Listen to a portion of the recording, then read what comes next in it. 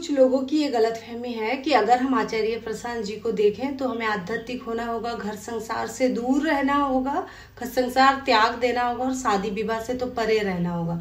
तो ये गलतफहमी को मैं एक उदाहरण देकर दूर कर देती हूँ आप लोगों की। अगर आप लोगों के मन में भी ये बहुत से मेरे पास कमेंट्स आते हैं, तो देखिए कोई स्टूडेंट जब एग्जाम के लिए प्रिपेयर होता है तो कुछ परसेंटेज स्टूडेंट खुद के ऊपर ओवर कॉन्फिडेंट होते हैं और उनके मार्क्स देखना कम ही आते हैं।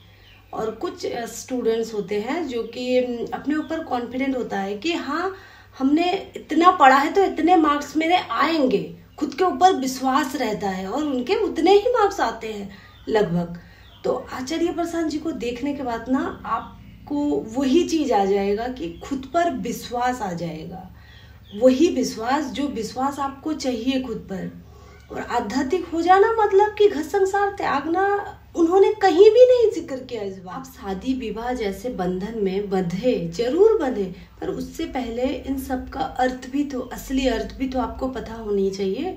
आप ओवर कॉन्फिडेंस होके शादी विवाह जैसे बंधन में बंध जाते हैं, उसके बाद आप रिश्ता संभाल नहीं पाते और क्या कहते हैं, मुंह के बल गिर जाते हैं और रिश्ता सही नहीं है, फैमिली सही नहीं है, लड़का लड़की ये सही नहीं है।